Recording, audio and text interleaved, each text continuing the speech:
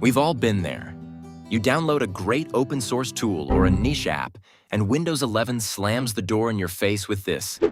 Smart App Control blocked an app. It's frustrating, but it's not a bug. It's a security feature. Here's how to fix it. You can hit Windows key plus I, and it will open up the settings for you. Then from the left sidebar menu, go to Privacy and Security, then Windows Security, then App and Browser Control. And then finally select Smart App Control Settings. Just select off, and that's pretty much it. If this video helped you in any way, like this video and subscribe to my channel. See you later, alligator.